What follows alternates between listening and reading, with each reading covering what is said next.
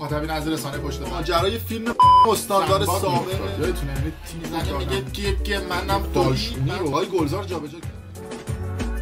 درود به مخاطبین عزیز، بنده امین فردین به همراه تیمم بار دیگه با یک برنامه پشت پرده دیگه با شما هستیم. امیدوارم که هر کجا این کره خاکی که هستید و صدا و تصویر من رو میبینید و میشنوید سالم و سرحال باشید. اما با شرایط حال حاضر داخل ایران و اتفاقات عجیب و غریبی که هر روز داخل ایران رخ میده، قطعا حال دل شما هم مثل من خوب نیست. مراسم 40م مهسا امینی صبح امروز در شهرستان سقز برگزار شد که این مراسم جنجال‌ها و حاشیه‌های عجیب و غریبی داشت و جمعیت بیش از 100,000 نفری رو ما شاهد بودیم که در مراسم 40م مهسا امینی شرکت کردن که تصاویر جدیدی به دست من رسیده. با وجود قطع بودن اینترنت و کند بودن اینترنت تونستیم مثل تصاویر رو از مراسم 40م مهسا امینی به دست بیاریم که برای شما در طول این ویدیو منتشر خواهیم کرد. مهسا امینی که دختر 22 ساله‌ای بود که در تهران توسط ماموران گشت ارشاد بازداشت میشه و بعد از اون هم خبر کشته شدنش در رسانه‌ها منتشر میشه که الان دیگه کمتر کسی تو دنیا هستش که نام مهسا امینی رو نشنیده باشه. 40 روز از کشته شدن مهسا امینی میگذره، اما تو طول این 40 روز یک دونه مسئول نیامده استعفا بده و از مردم معذرت خواهی بکنه بابت اینکه جون یک هموطن بیگناه گرفته شده. ولی از اون طرف ما میبینیم که در کمال وقاحت و پررویی میان راست جلوی دوربین و دروغ به خورده مردم میدن. تصاویر دوربین های مداربسته رو دستکاری میکنن، جلو عقب میکنن و سناریو سازی میکنن که بگن مهسا امینی بیماری زمینه‌ای داشته و مشکل داشته و همین بیماریش باعث شده که فوت بکنه و هیچ وقت نمیان واقعیت رو به مردم بگن. خانواده‌اش رو تحت فشار قرار میدن که بعد از مراسم 40 بیان و اعتراف اجباری بکنن و بگن که آره دخترشون از قبل یک بیماری داشته و اون علت فوتش بوده. اما نام مهسا امینی یک رمز شد برای اینکه مردم در تمام شهرهای ایران و در خارج از ایران به خیابونها بیان و اعتراضات خودشون رو علنی بکنن. هرچند توی ایران میگن که شما طبق قانون میتونید اعتراض بکنید، ولی اگر اعتراض بکنید ما بهتون میگیم اغتشاشگر. پس عملا حق اعتراض ندارید. مراسم 40 مهسا امینی حاشیه‌های زیادی داشت. از چند روز قبلترش مامورهای امنیتی و نیروی انتظامی و جای مختلف رو در شهرستان سقز به حالت آماده باش در آورده بودن و در شب قبل از مراسم هم این خبر در رسانه ها منتشر شد که علی دایی و وریا غفوری به همراه اگه اشتباه نکنم حامد لک رفته بودن به شهرستان سقز و در هتل کرد این شهر اقامت گزیده بودن. فارسیش خیلی سخت شد و ماموران امنیتی گویا میان توی هتل و علی دایی و وریا غفوری رو ور میدارن و میبرنشون به مهمونسراهای دولتی و بعد از اون هم میگن که به وریا غفوری میگن که برگرد به اهواز و با تیم تمرین کن و علی دایی هم میگن که بعد برگردی تهران و از اون طرف هتل رو محاصره میکنن و مسئولان هتل هم میگن که حق ندارید اطلاعات دقیقی از این اتفاق به بیرون بدید و کلا باید این قضیه رو تکذیب بکنید. صبح امروز هم خبرگزاری تسنیم نزدیک به سپاه وقتی این خبر رو منتشر کرد و گفتش که ما رفتیم با برادر علی دایی محمد دایی مصاحبه کردیم و گفته علی دایی در تهرانه، دیگه 100% شما بدونید این قضیه دروغه.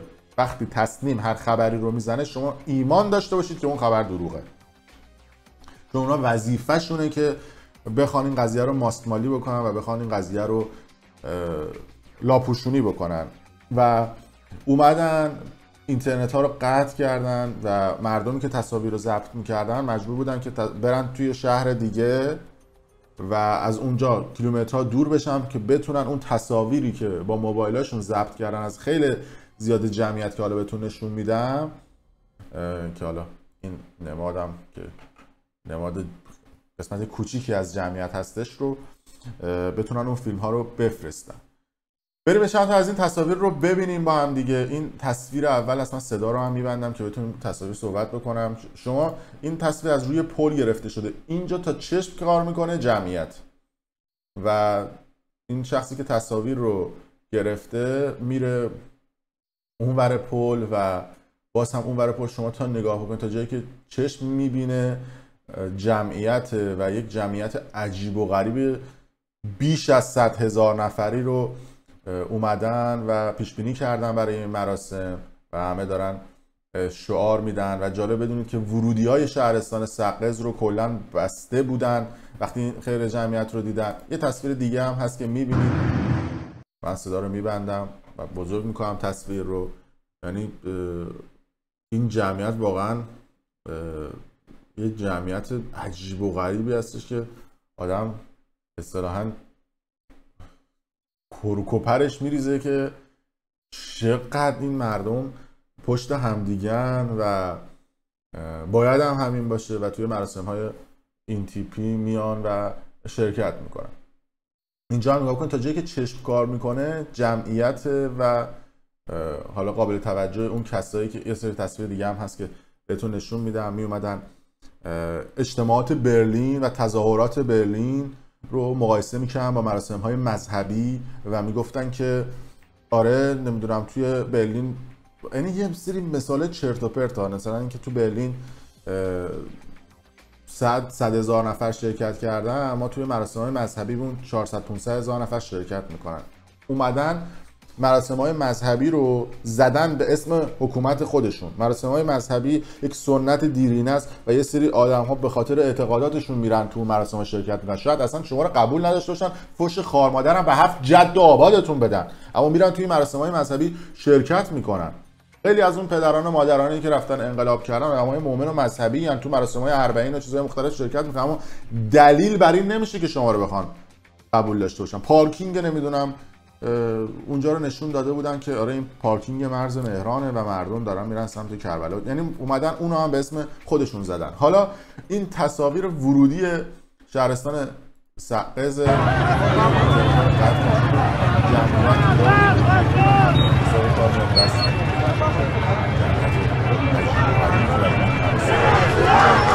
زیاده.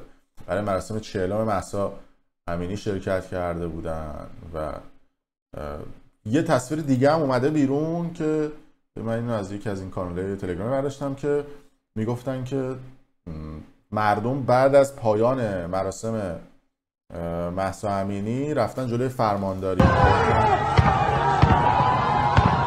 تصاویر مردم هستش که دارن به سمت فرمانداری حرکت میکنن و اعتراض میکنن. جمعیت خیلی عجیب و غریبه، در حالی که صبح امروز ما شاهد مراسم برگزاری مراسم 40 مهسا امینی بودیم. خبرهای دیگه هم به گوش رسید. بورس تهران و بورس اصفهان، کسایی که تو کار سهام و اینا هستن هیچ معامله رو انجام ندادن و اعتراض کردن به این سیستم و این اتفاق باعث فروپاشی اقتصادی میشه و مصادف شد با این مراسم 40.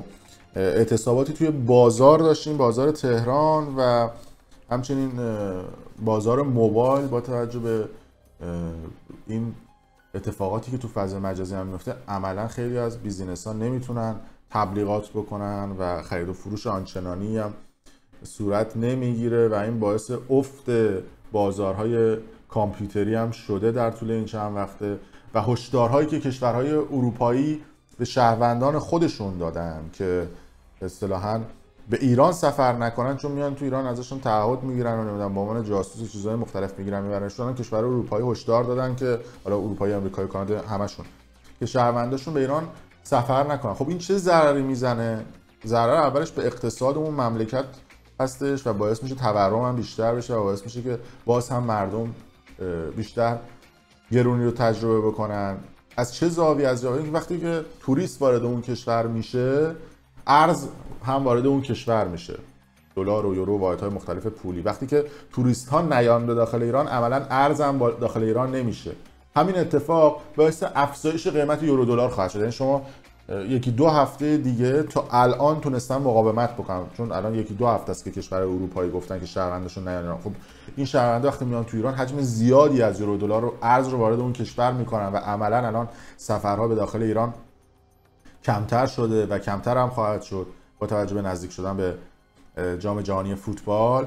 خب این حجم از جمعیت وقتی نیان باعث میشه که یورو و دلار تو بازار کم بشه و کمیاب بشه و همین اتفاق باعث میشه که اصطلاحاً قیمت یورو و دلار توی کشور افزایش پیدا بکنه که اینم یک خبر بعد، چون وقتی یورو دلار بره بالا عملاً همه جنس‌ها هم اون مملکت گرون میشه. در هر صورت برسیم به این مراسم 40م مهسا امینی که به نظر من این حضور جمعیت رو کسی انتظارش رو نداشت که بیش از 100,000 نفر برای یه شهرستان کوچیکی مثل سقز و کلا استان کردستان، استانی هستش که جمعیتش نسبت به بقیه استان‌ها کمتره، ولی وقتی این حجم از جمعیت میان نشانه اتحاد هستش و احتمال زیاد از شهرهای مختلف و از استان‌های مختلف هم اومده بودن به شهرستان سقز، هرچند که ورودی‌ها رو بسته بودن و مردم با پای پیاده اومدن و در مراسم 40م مهسا امینی شرکت کرده بودن. در صورت مرسی که تا این لحظه با ما بودید. اگر دوست داشتید ویدیو رو لایک کنید، کانال یوتیوب برنامه پشت پرده رو سابسکرایب کنید، اون زنگوله اون پایین رو هم بزنید که اگر ویدیو جدیدی منتشر شد بتونید ببینید و مرسی که تا این لحظه با ما همراه بودید.